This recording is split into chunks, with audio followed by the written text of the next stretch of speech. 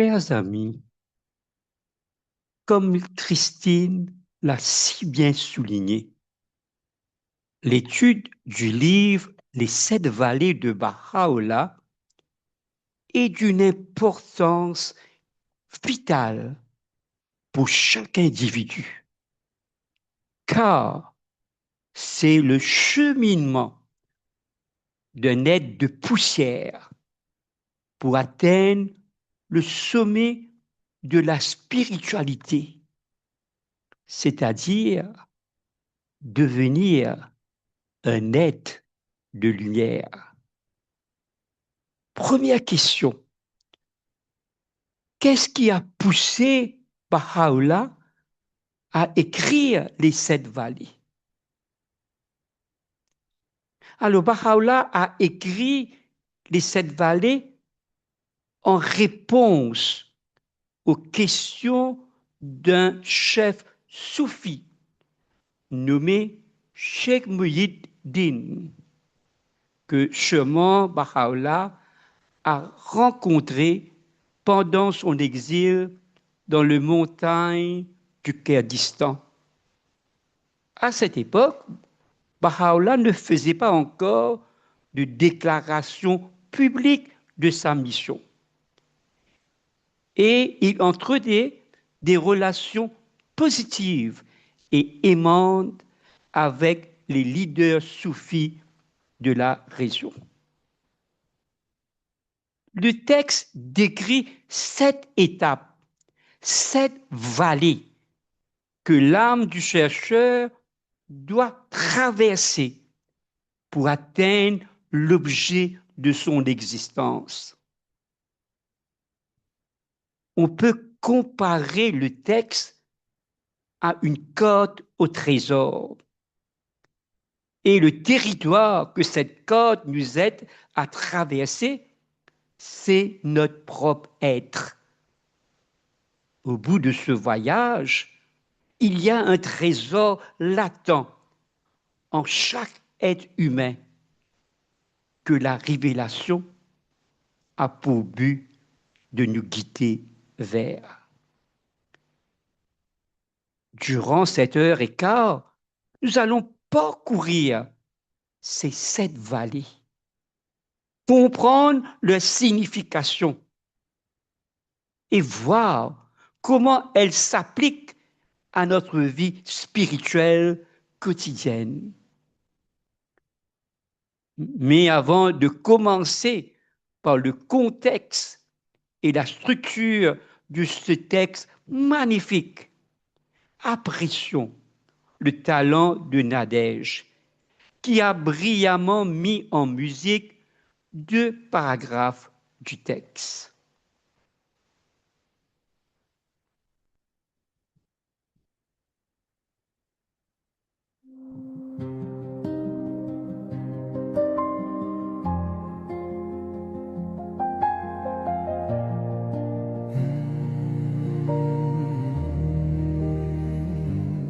Par ma vie, ô ami, si tu goûtes à ces fruits du vert jardin qui fleurit dans les régions du savoir, quand les lumières orientales de l'essence divine resplendissent dans les miroirs des noms et attributs, alors le désir ravira de tes mains les rênes de la patience et de l'hésitation, et ton esprit sera exalté.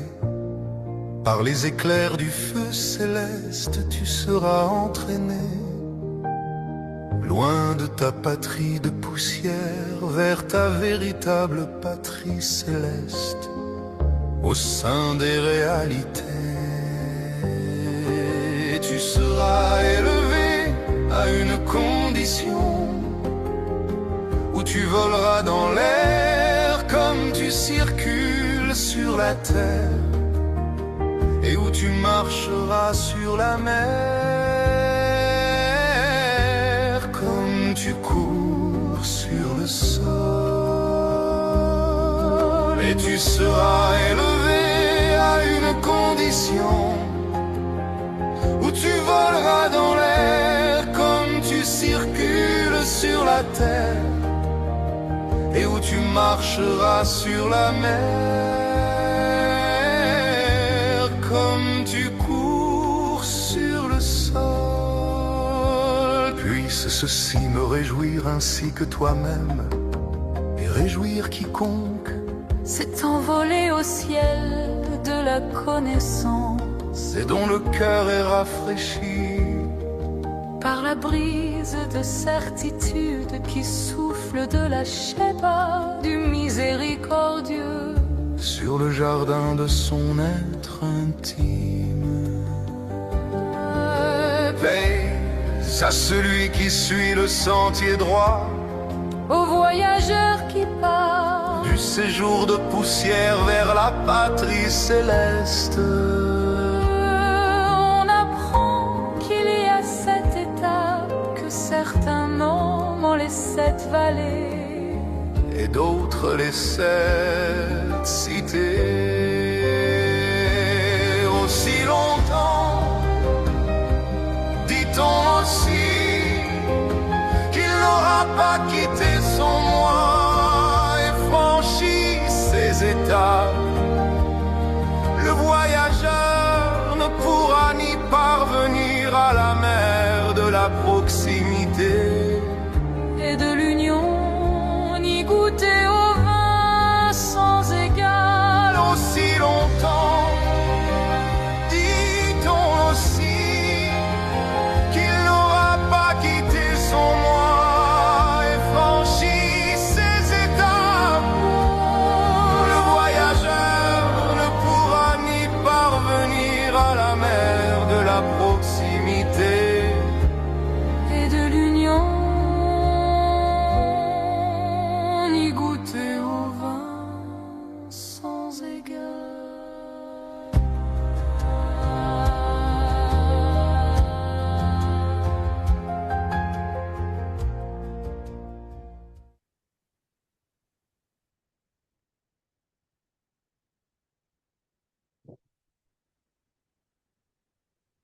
Il est important de comprendre le contexte dans lequel les 7 vallées a été révélé.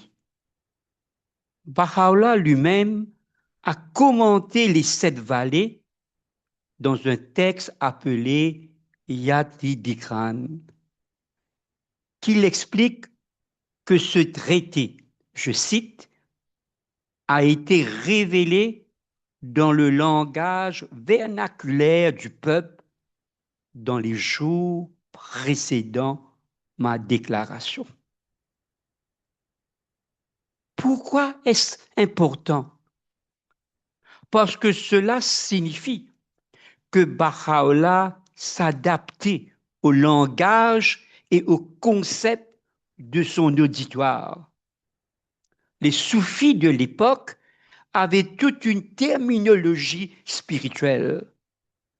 Les stations, les vallées, les états mystiques. Et Baha'u'llah utilise ce langage pour leur parler.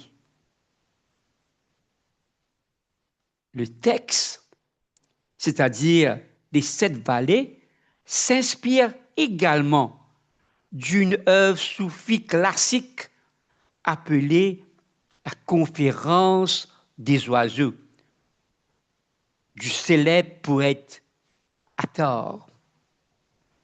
Dans ce poème, des oiseaux partent à la recherche de leur roi, le Simorgh, et doivent traverser cette vallée.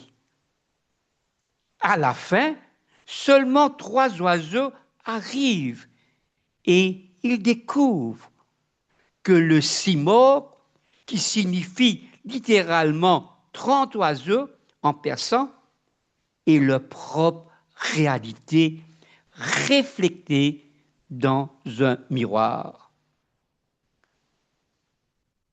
Baha'u'llah reprend cette structure, mais la transforme. Il ne s'agit pas seulement d'une allégorie poétique, mais d'un guide pratique pour la conduite humaine. Comme Abdu'l-Baha l'a dit, c'est un guide pour la conduite humaine. Tant qu'un homme ne trouve pas ses propres défauts, il ne peut jamais devenir parfait.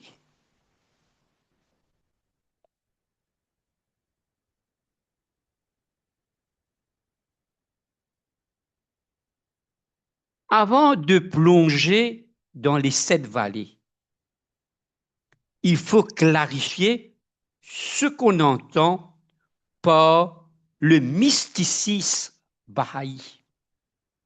Je vous propose une définition personnelle.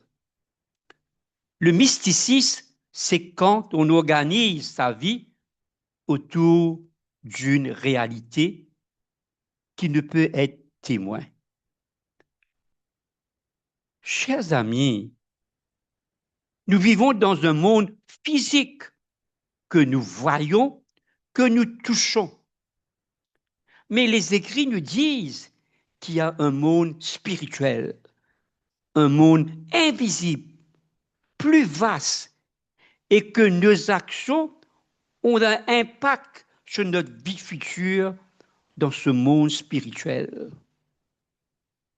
Et une question fondamentale s'impose. C'est quoi le mysticisme?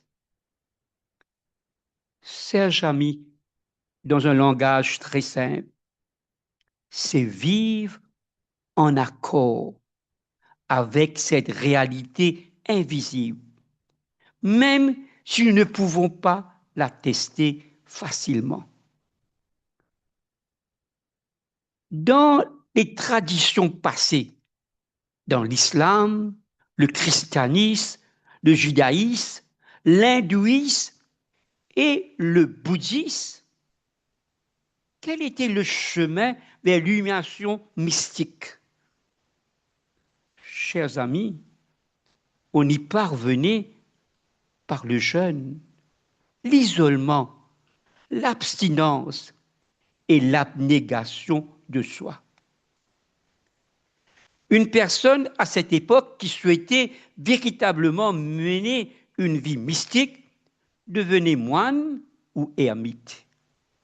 Elle se retirait de la société et agissait ainsi pour honorer en quelque sorte ce principe fondamental, selon lequel il n'y a pas d'autre Dieu que Dieu. Ainsi, pour trouver Dieu, il faut faire table rase de tout ce qui n'est pas Dieu.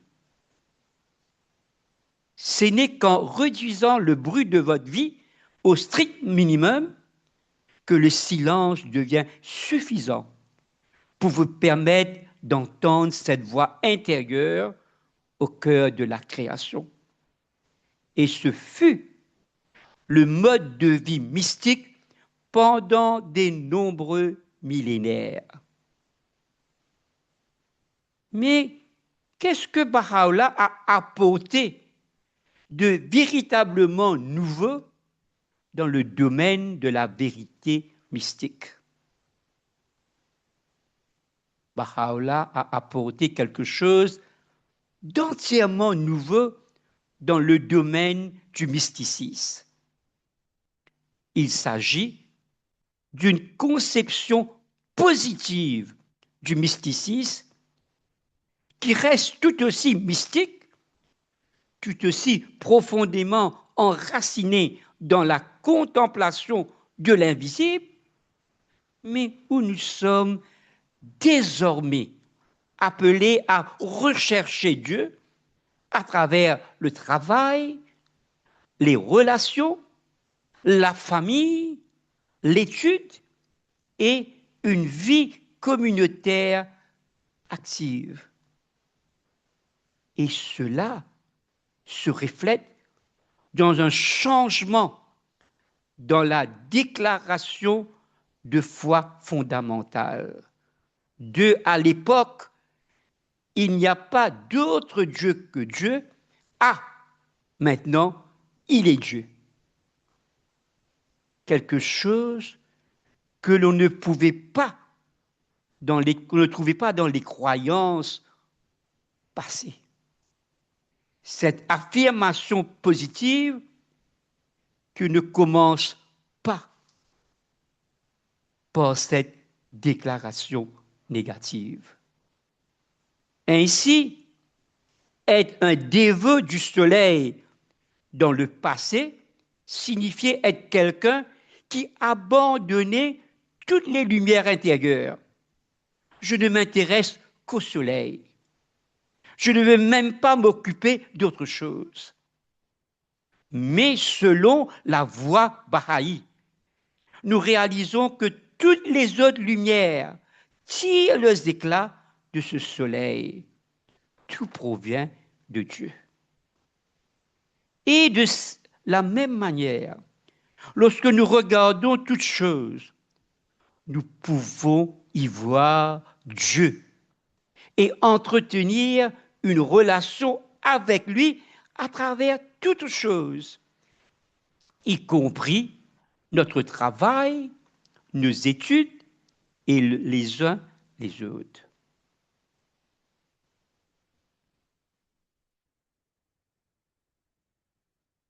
Les 7 vallées ne sont pas simplement 7 étapes isolées. Baha'u'llah les présente dans le contexte de 3 stations spirituelles plus larges. La première station est la station de l'imitation. Elle regroupe les 3 premières vallées.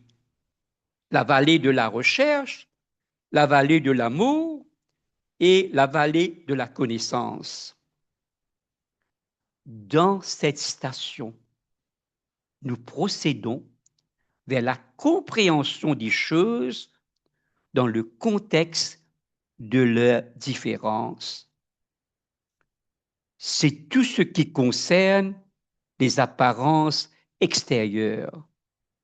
Voir comment les choses sont différentes les unes des autres.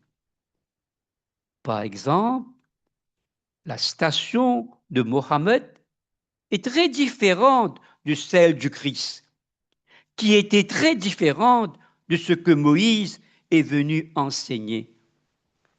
Comme le soleil qui se lève à l'aube, c'est la même lumière, mais personne ne confondrait l'aube avec le midi. La deuxième station est la station d'unité. Elle regroupe 3 autres vallées. La vallée de l'unité, la vallée du contentement et la vallée de l'étonnement.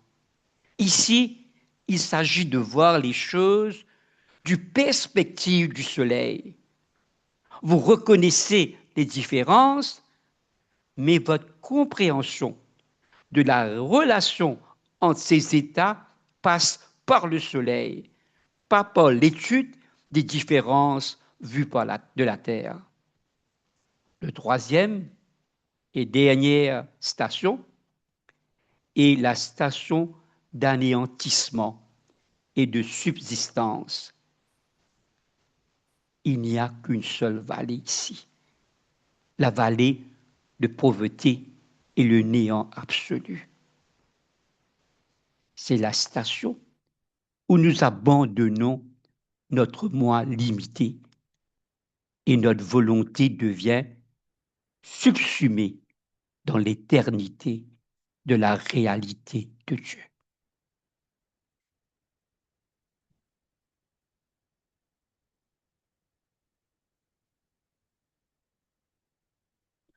Nous entrons maintenant, chers amis, dans la première vallée, la vallée de la recherche. Quelle est la marque de fabrique de cette vallée? Baha'u'llah nous dit que, je cite, la marque de fabrique de cette vallée est la patience. Et quelle patience? Baha'u'llah dit, que si nous devions voyager pendant 100 000 ans, nous ne devrions pas être attristés.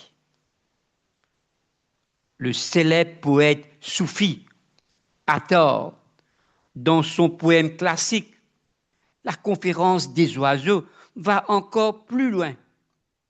Il dit que si un oiseau doit voler au sommet d'une montagne, capturer un caillou dans son bec, voler de l'autre côté de la terre, déposer ce caillou et ainsi déplacer la montagne entière d'un côté de la terre à l'autre. Et même après tout cela, ne pas trouver ce qu'il recherche, il ne devrait pas être découragé. Mais une question se pose. Comment pouvons-nous chercher ce que nous ne connaissons pas? Si nous n'avons pas trouvé, nous ne savons pas quelles sont ses caractéristiques. Où allons-nous? Que faisons-nous? La réponse est que notre nature est spéciale. Nous avons été créés par Dieu, associés à une âme dès la conception. Nous sommes comme une boussole. La Terre produit un champ magnétique qui est toujours là, mais la boussole doit être sensibilisée avant de pouvoir détecter ce champ. Et non seulement cela, elle doit être libre de pointer dans n'importe quelle direction pour s'aligner. En nous réside cette aiguille de boussole. Nous devons la sensibiliser par la prière et la méditation, la libérer des attaches et puis faire attention à la direction qu'elle pointe.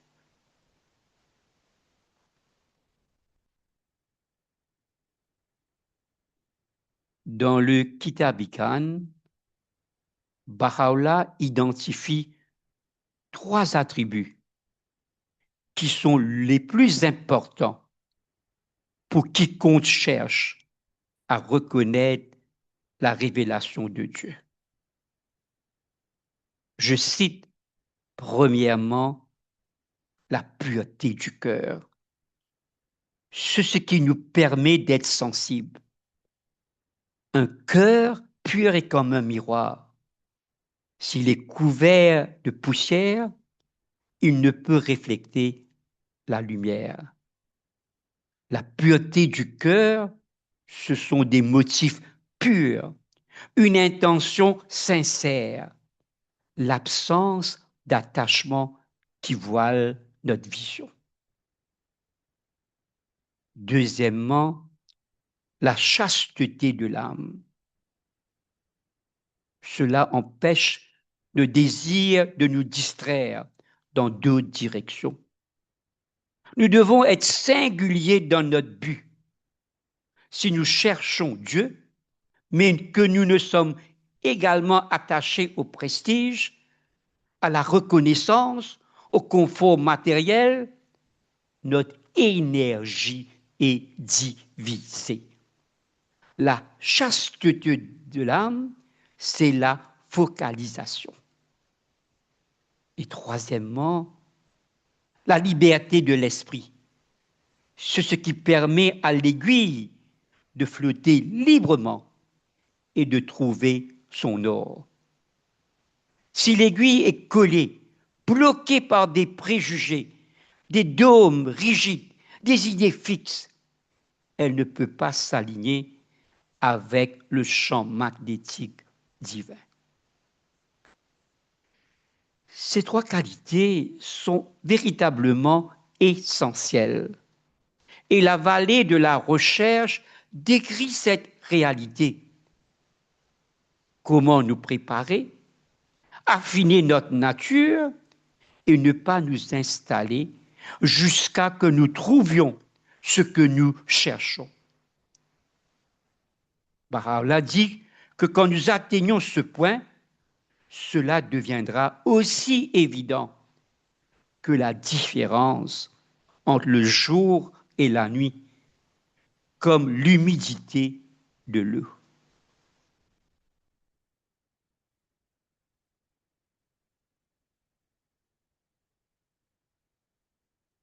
Après la recherche vient la vallée de l'amour. Une fois qu'on a trouvé cet amour, vous prend, vous transportez, transforme votre être, vous met en flamme. Baha'u'llah dit que la morgue de fabrique, écoutez bien attentivement, dans la vallée de l'amour, la morgue de fabrique de cette vallée est la douleur. Cela signifie paradoxal, cela semble paradoxal. On devrait être très heureux d'avoir conclu sa recherche et trouvé ce qu'on cherchait. Alors pourquoi la douleur? En réalité, c'est à notre avantage. La douleur est là pour nous guider. Tout ce qui se passe est là pour nous guider.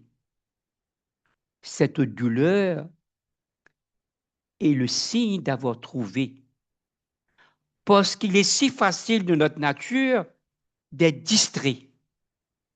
Notre nature a reçu certaines qualités, comme le désir, l'avidité, et toutes ces autres choses que si elles sont appliquées vers Dieu, trouvent leurs expressions la plus vraie et la plus élevée.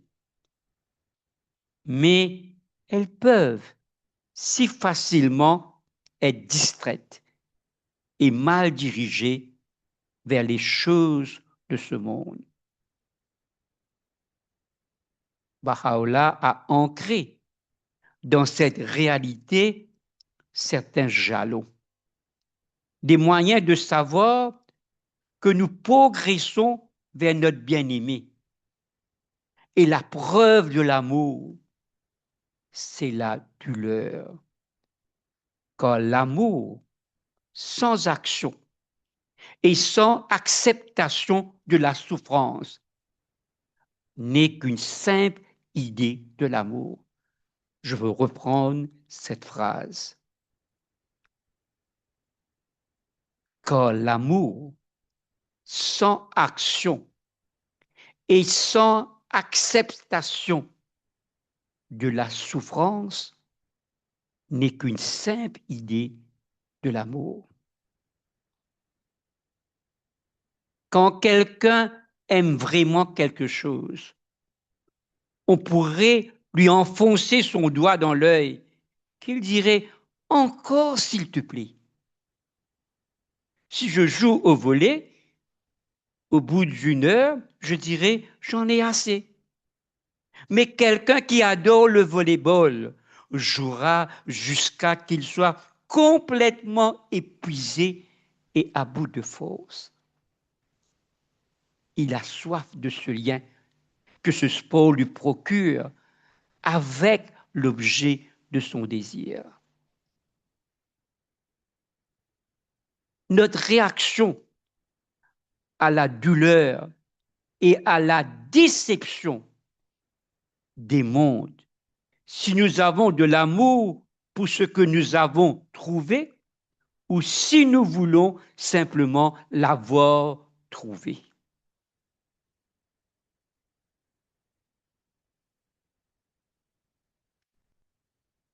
Nous entrons maintenant dans la vallée de la connaissance, toujours dans la station de l'imitation. Voyons ce que Baha'u'llah dit à propos de cette vallée.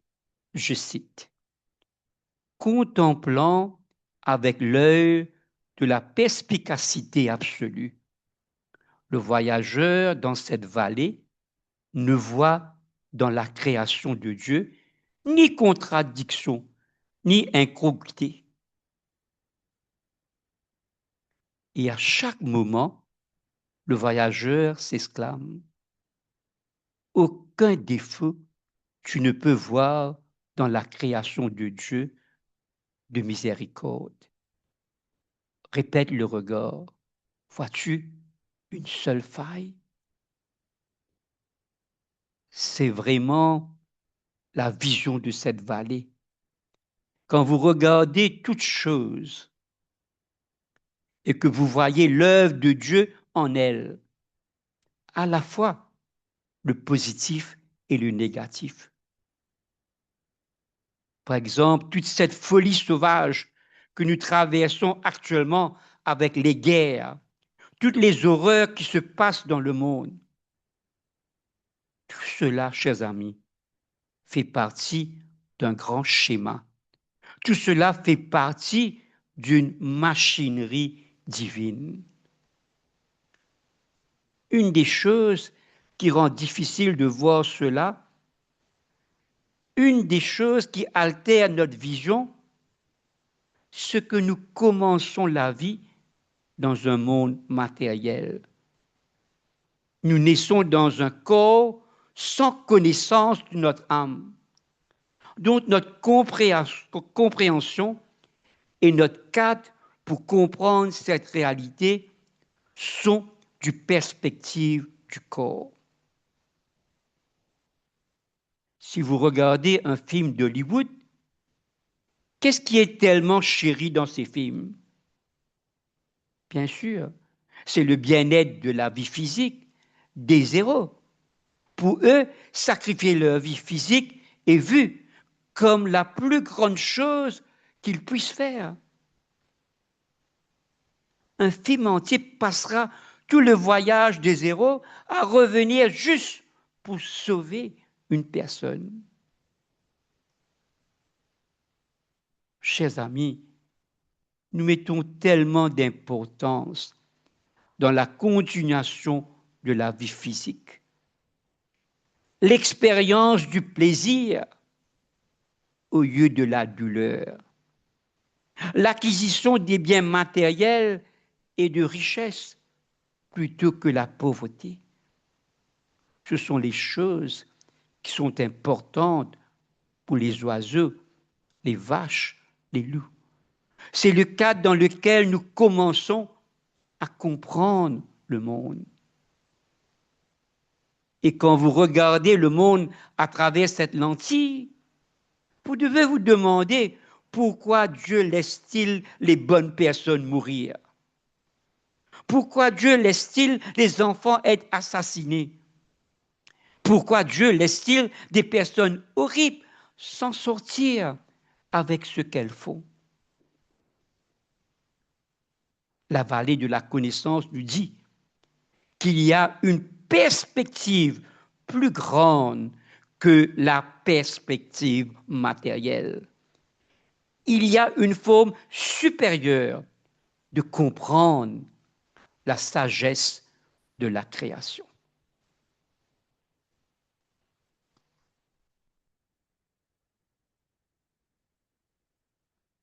Nous arrivons maintenant à la vallée de l'unité, qui est la première vallée de la station d'unité. C'est une vallée pivotale. En fait, c'est la plus longue des 7 vallées, au moins 2 fois plus longue que n'importe quelle autre. Baha'u'llah dit, je cite, « Le chercheur s'assoit sur le trône de toutes choses sont de Dieu et se recline sur le siège de « Il n'y a de puissance ni de force qu'en Dieu. Il regarde toutes choses avec l'œil de l'unité et voit les rayons effulgents du soleil de vérité, brillant de l'aurore de l'essence divine sur toutes les choses créées également. Il est connu de ton éminence que toutes les variations que le voyageur dans les étapes de son voyage contemple dans le royaume de l'être procèdent de sa propre vision. Comme je l'ai cité avant, les étapes du voyage dépendent de la vision du chercheur. Cette vallée se connecte très fortement aux idées soufis passées. Le moi ici, pour unité, est tawhid. Au début du soufisme, on croyait que c'était la station la plus élevée. Aussi loin que vous pouviez aller dans la compréhension mystique. Cette station impliquait l'union extatique avec le divin, voir Dieu en toutes choses, même devenir Dieu. Il y a une figure célèbre dans le soufisme, Al-Halaj, qui a fameusement dit « Anal-Hag », je suis la vérité. Quand ils lui ont dit que c'était un blasphème, qu'il devait se rétracter, il a refusé et était prêt à être mis à mort plutôt que d'abandonner cette déclaration. Parce que pour lui, il avait découvert cette vision de Tawhid où il n'avait rien que Dieu et cela incluait sa propre réalité. Maintenant, Baha'u'llah, dans ses textes, guide et corrige certaines des notions antérieures du soufisme. Aucun Baha'i ne va dire de la manière qu'Al-Halaj l'a fait, parce que Baha'u'llah nous a donné une perspective plus complète sur ce que l'unité de Dieu et ce que Tawhid signifie.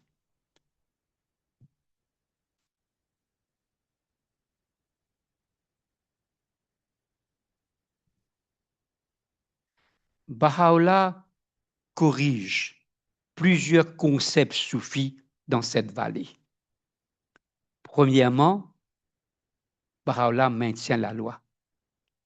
Les soufis croyaient souvent que quand vous atteignez cette station de Tawhid, vous étiez libre de toute restriction matérielle, de tout ce qui était mondain, ce qui incluait les prescriptions mondaines trouvées dans le Coran. Si le Coran vous dit que vous ne pouvez pas manger avec des ustensiles en or, maintenant vous pouvez manger avec des ustensiles en or parce que ce qu'il était dans le Coran était pour les gens ordinaires, pour les gens qui ne comprenaient pas encore qu'ils étaient Dieu. Et si vous êtes Dieu, comment la révélation de Dieu peut-elle avoir des prescriptions qui s'appliquent à vous? Vous êtes du côté du révélateur, pas du côté de celui à qui on révèle. Baha'u'llah corrige cela. Nous devons adhérer à la loi de Dieu, peu importe notre station spirituelle. Deuxièmement, il maintient la station des manifestations de Dieu. Pour les musulmans, Mohammed était très vu comme un agent intercesseur. Si vous parlez aux musulmans, vous trouverez qu'ils ne considèrent pas Mohammed de la même manière que nous considérons Baha'u'llah. Pour eux, Mohammed est un messager qui relatait mot pour mot ce que l'ange Gabriel lui disait. C'était un canal divin. Il honore et respecte le prophète, mais il ne prie pas Mohammed, par exemple. Il prie Dieu, ce qui implique une relation directe avec Dieu, où Mohammed est simplement le lien qui vous met dans cette relation. Pour nous, les Bahaïs, nous voyons Baha'u'llah comme la lune, comme le point au-delà duquel il n'y a pas de passage. Nous ne prions pas au-delà de Baha'u'llah parce que nous n'avons pas de conception au-delà de cela. Nous n'avons pas d'accès au-delà de cela. Et le soufi croyait qu'il le faisait. Troisièmement, il souligne l'indépendance parfaite de l'essence de Dieu.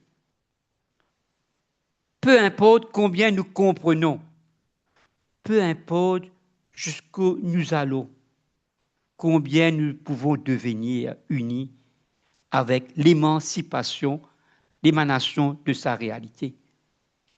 Nous n'avons jamais connu son essence. Nous n'avons jamais approché son essence. Son essence est même au-delà de la volonté primordiale.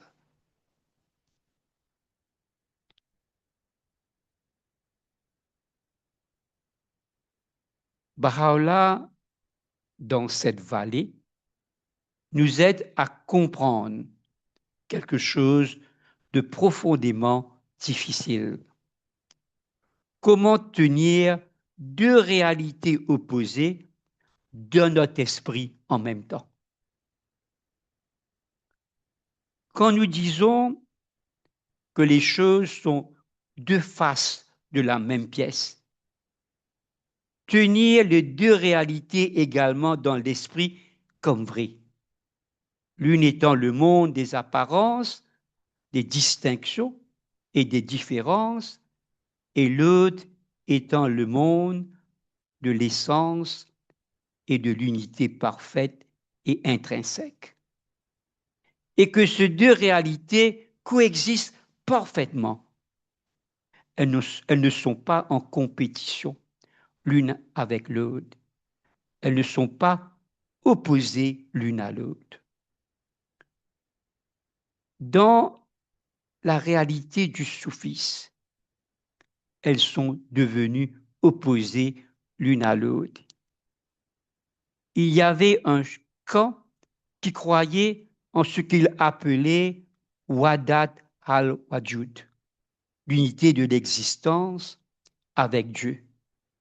Et un autre camp croyait en la réalité comme étant simplement réflexive de l'esprit et de l'essence de Dieu, mais pas la nature inhérente de Dieu.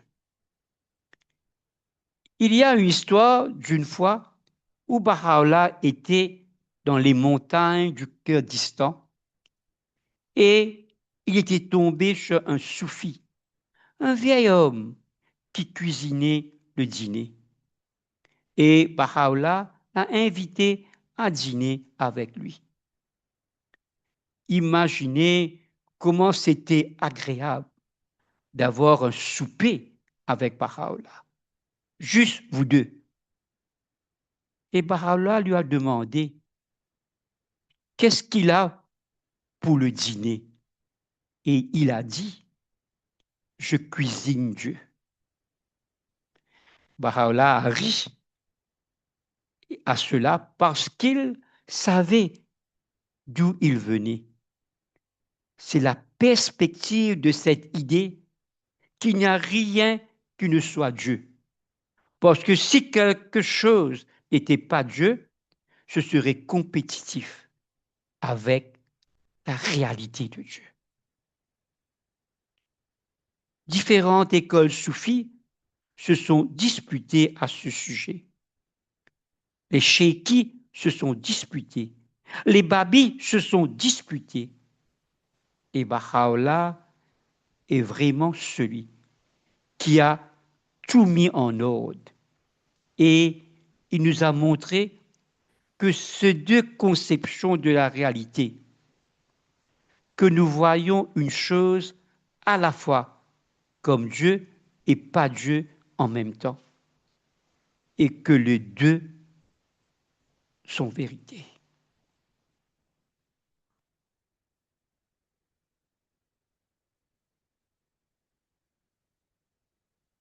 Baha'u'llah décrit cette dualité à travers l'analogie de la lumière du soleil et comment la même lumière peut apparaître en différents endroits avec des manifestations incroyablement uniques.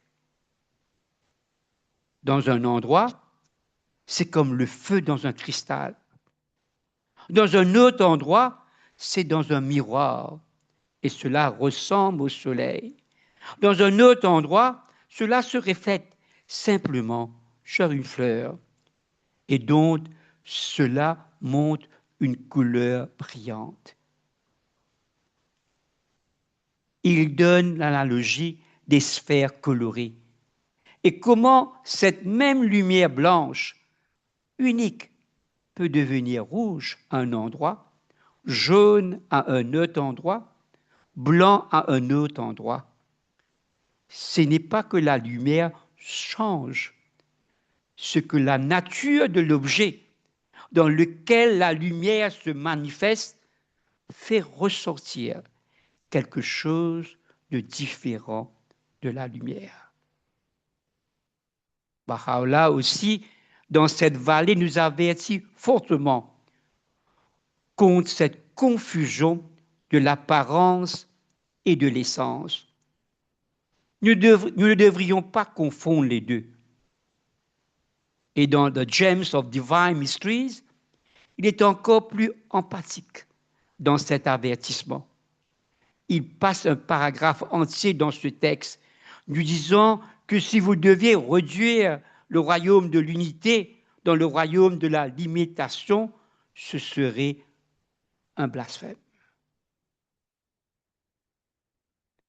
Et de même, vous ne pouvez jamais prendre ce schéma de séparation et de division et l'imposer sur le royaume de l'unité. D'une certaine manière, dire que vous ne pouvez pas confondre la citation du Christ et de Baha'u'llah. Mais en même temps, vous ne pouvez pas faire une distinction entre eux. Vous ne pouvez pas dire que l'un est supérieur à l'autre parce que c'est le même soleil. Il brille simplement à différents moments de la journée.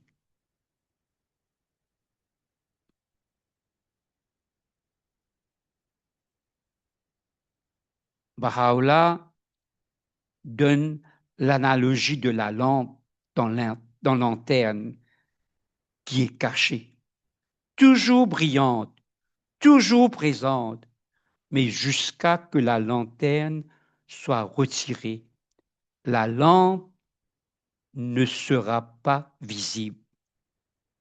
Et c'est comment il décrit notre réalité. Nous sommes comme cette lampe. La lumière est là, toujours présente, mais elle est voilée par la lanterne de notre existence matérielle, de nos attaches, de nos préjugés, de nos limitations. Alors, quel est le travail spirituel qu'on a à faire? C'est retirer progressivement cette lanterne pour que la lumière puisse briller plus clairement. Baha'u'llah donne aussi l'analogie des 4 mondes divins. L'un d'eux est le monde du temps et l'un est le monde de l'éternité. Je vais vous laisser lire le texte parce que c'est profond et mérite une étude personnelle. Mais Baha'u'llah termine avec l'analogie du Père et du Fils. Et il parle de comment le Père est un fils à son Père et le Fils est un fils à son Père. Et chacun a une station différente selon la direction dans laquelle il regarde. Si le Père regarde en arrière dans le temps, il est lui-même un fils. Et s'il regarde en avant dans le temps, il est un père. Et ainsi, ce qu'il se connaît est dépendant de la perspective. C'est dépendant de la vision. Et la vision est alors en totalité autour duquel nous déplaçons notre compréhension de la révélation de Dieu. C'est tout le temps que j'ai pour cette vallée, mais c'est vraiment le cœur de cette vallée.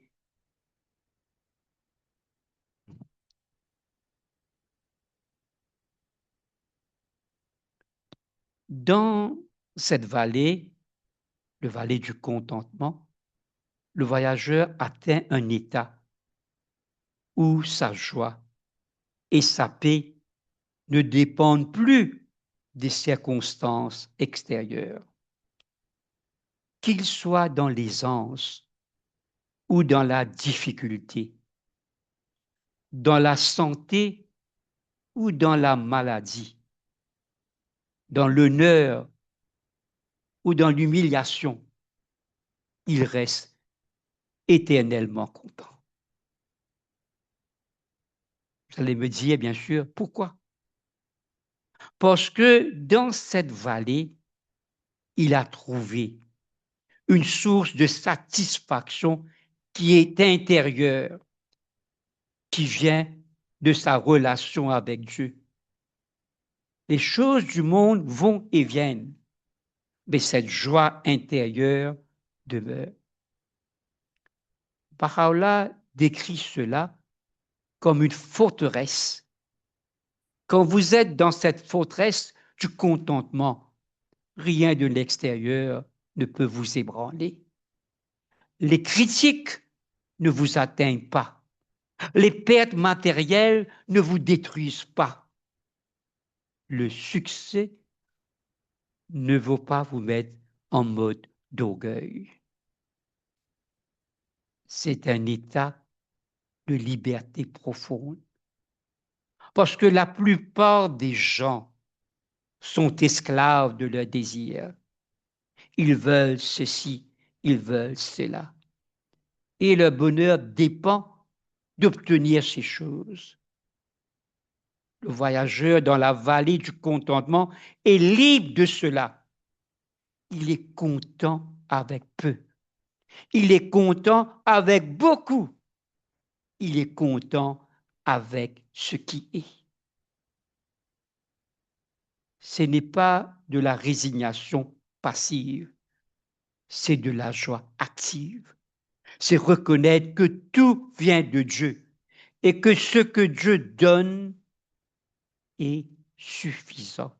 Je reprends cette phrase, c'est reconnaître que tout vient de Dieu et ce que Dieu donne est suffisant.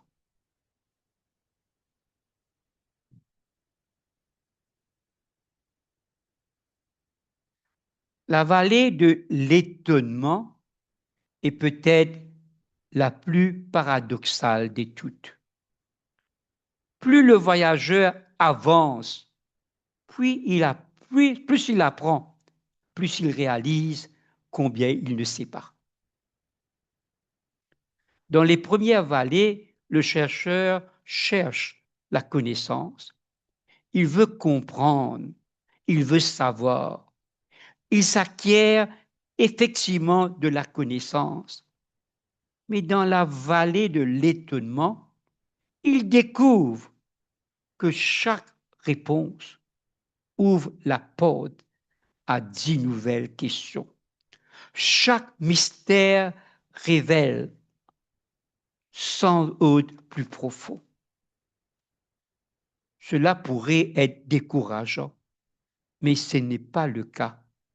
Parce que l'étonnement dans cette vallée n'est pas de l'ignorance, c'est simplement la reconnaissance de l'infini de Dieu.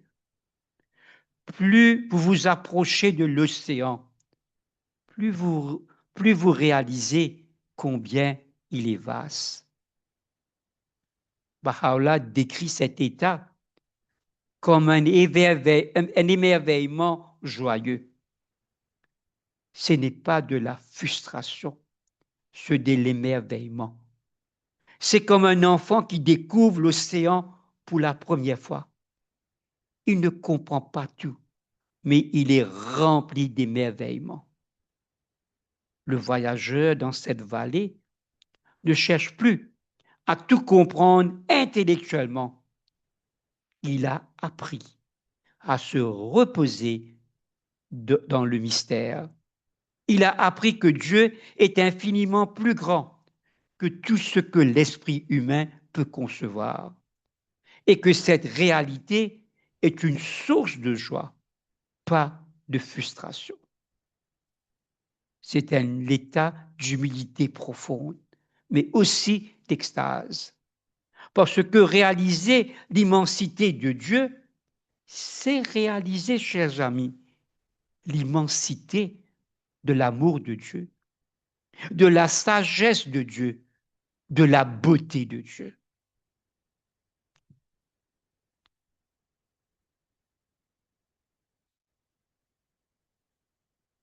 Nous arrivons à la 7e et dernière vallée, la vallée de la vraie pauvreté et du néant absolu. C'est la station d'anéantissement et de subsistance ou d'éternité en Dieu. Dans cette vallée, le voyageur abandonne complètement son moi limité. Sa volonté se fond dans l'éternité de la réalité divine. C'est la dernière étape du voyage mystique. Oh, il est important de comprendre ce que cela signifie. Il ne s'agit pas de la destruction du moi. Il ne s'agit pas de l'anéantissement de la personnalité. Il s'agit, chers amis, de la transformation complète du moi. C'est lorsque le je n'est plus au centre, mais que Dieu qui est au centre. Dans les traditions soufis du passé, cela était parfois compris comme le fait de devenir Dieu, comme l'union totale ou la distinction entre le Créateur et la créature disparaît. Mais Baha'u'llah corrige cela. Nous ne devenons pas Dieu, mais notre volonté s'aligne parfaitement avec la volonté de Dieu. En d'autres mots, Dieu vit en nous.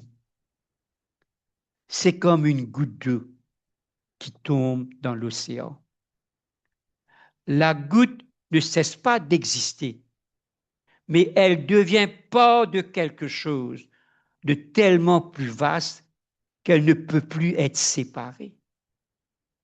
Ou comme une bougie dont la flamme se fond dans la lumière du soleil. La flamme est toujours là, mais elle est maintenant part de quelque chose de tellement plus brillant. Baha'u'llah décrit cela comme la vraie pauvreté. pauvreté de tout sauf de Dieu, et le néant absolu, le néant du moi, mais la subsistance en Dieu. C'est le but du voyage. C'est là que toutes les vallées mènent.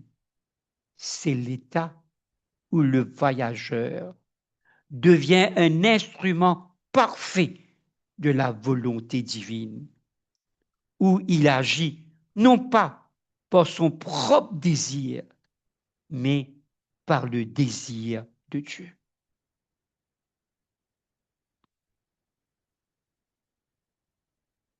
Chers amis, si ce voyage était un voyage de reconnaissance, et si cette étape était liée à comment nous voyons les manifestations de Dieu. Shoghi Effendi cite quelque chose dans l'hôte mondial de Baha'u'llah qui est très significatif. Il est dit que la station que celui qui a véritablement reconnu cette révélation atteindra est le même que celle ordonnée pour tel prophète de la maison d'Israël, qui ne sont pas considérés comme des manifestations de constance. Je veux reprendre cette citation très profonde de Shoghi Effendi.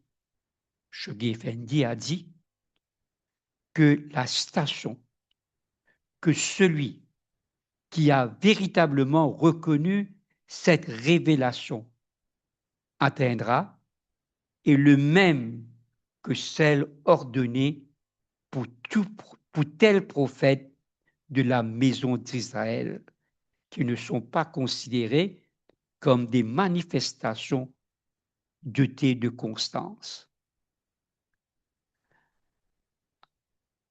En dehors des prophètes comme Jacob, Joseph et Moïse, vous aviez beaucoup d'autres prophètes. Les maisons d'Israël n'étaient jamais sans un prophète de génération en génération. Mais ils n'étaient pas tous à ce rang d'avoir un livre, d'être dotés de constance.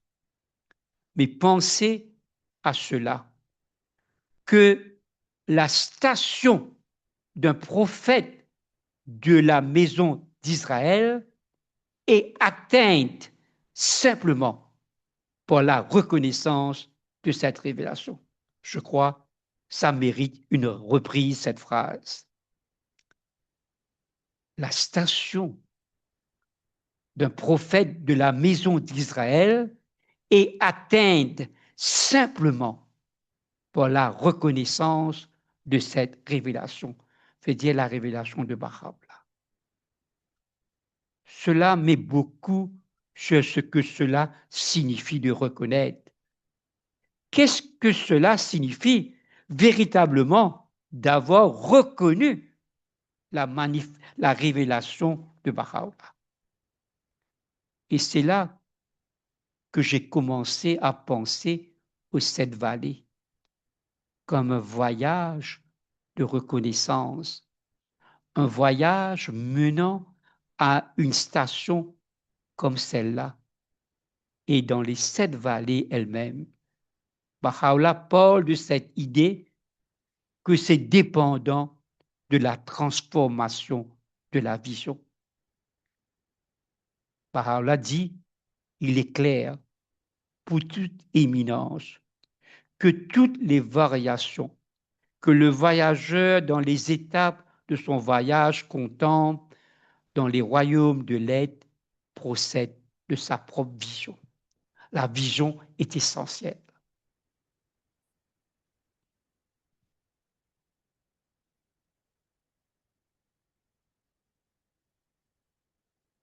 Abdu'l-Baha a dit quelque chose de très important au sujet de cette vallée. Écoutez attentivement. Abdu'l-Baha a déclaré « Efforcez-vous de toutes vos forces de vous libérer de vos imperfections.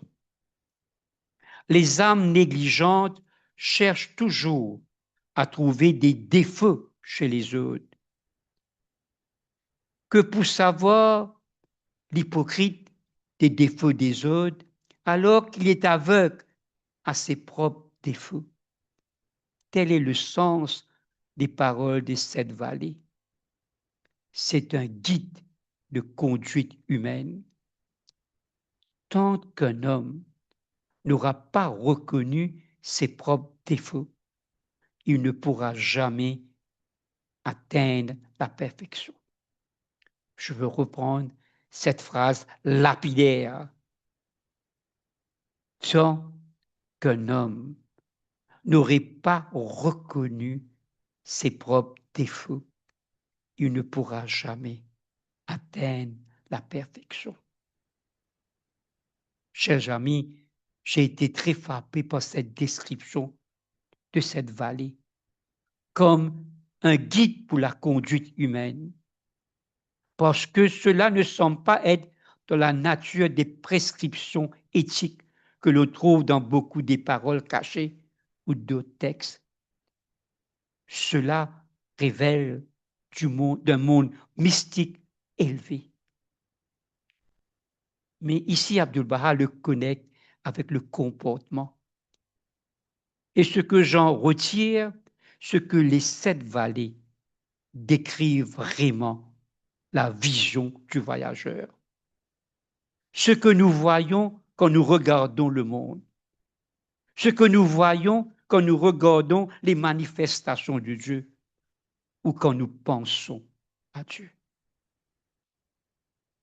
Si vous y pensez, la vision conduit le comportement. Nous nous comportons différemment selon comment nous voyons les choses, comment nous les comprenons. Prenez par exemple, quand Baha'u'llah parle de comment vous ne devrions jamais nous disputer les uns avec les autres ou entrer dans des arguments. Et il dit, si vous vous trouvez dans cette situation, contemplez-moi debout devant vous et aimez l'autre personne pour mon propre nom. Ce sont des paroles très, très puissantes qu'il faut reprendre. Voilà ce que Baha'u'llah dit. Si vous vous trouvez dans cette situation, contemplez-moi debout devant vous et aimez l'autre personne pour mon propre nom, c'est-à-dire le nom de Baha'u'llah. Eh bien, regardez les autres êtres humains et pourtant voir Dieu en eux. Cela fait partie de cette vision critique que je pense que les 7 vallées nous guident. Et cela conduirait alors à un comportement différent, parce que nous les traiterions les gens comme s'ils étaient des représentants de Dieu et pas simplement n'importe quelle personne.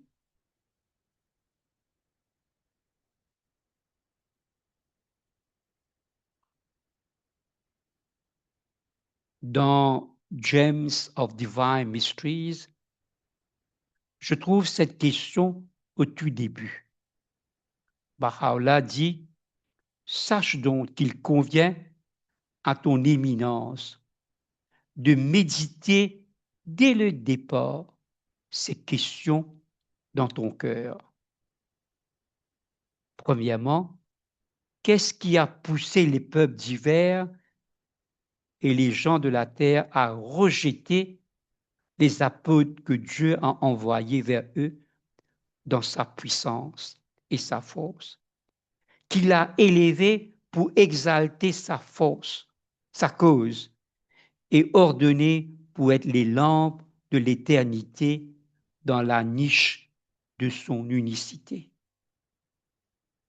Deuxièmement, pour quelles raisons les peuples se sont-ils détournés d'eux, ont disputé à leur sujet, se sont levés contre eux et ont contesté contre eux?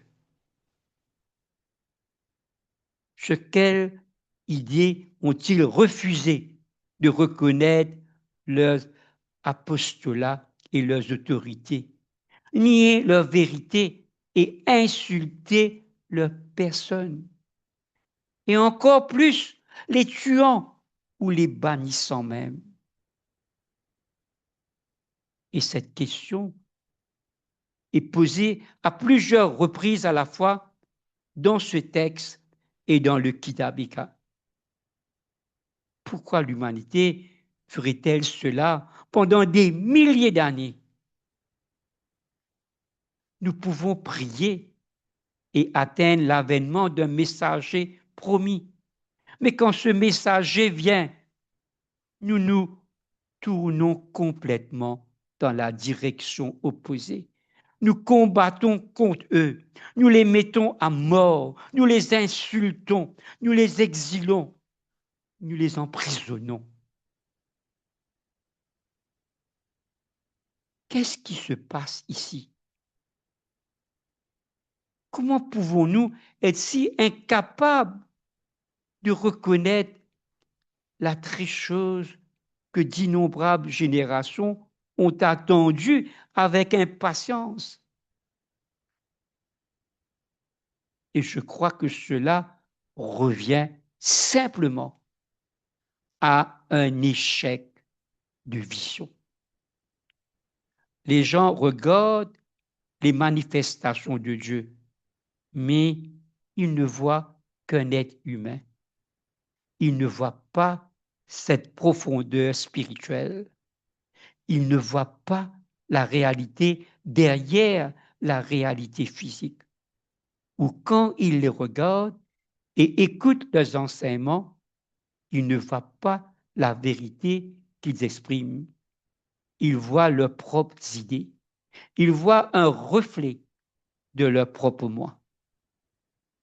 Et ces textes comme James of Divine Mysteries et les 7 vallées nous montrent comment nous pouvons surmonter un tel échec de vision.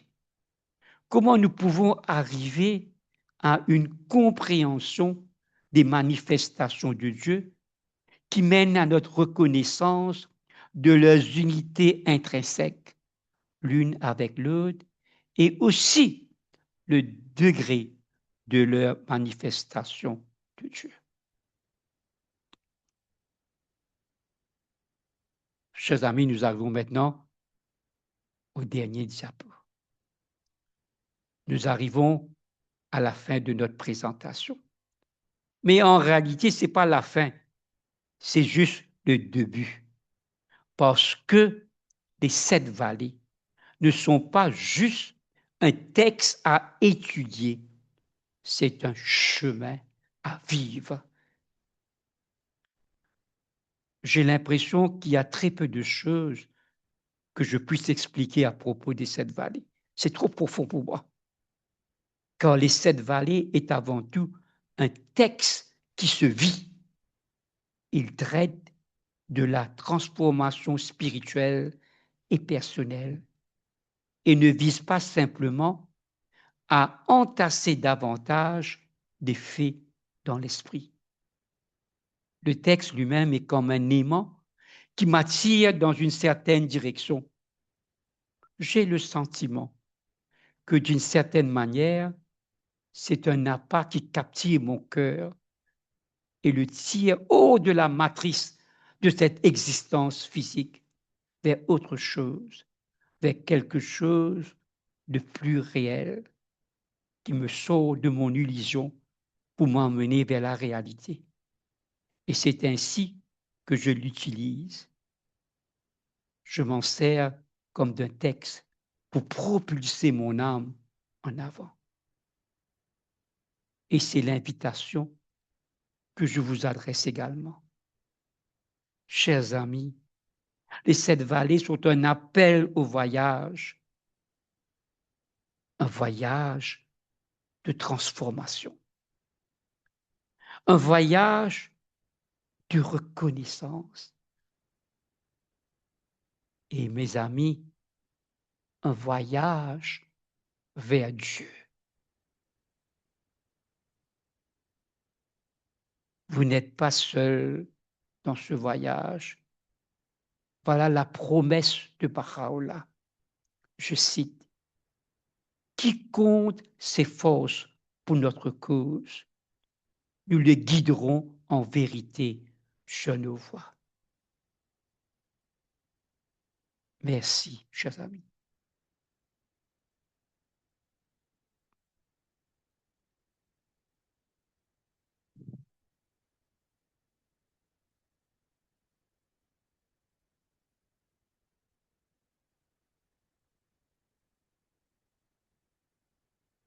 Merci, cher David, pour ce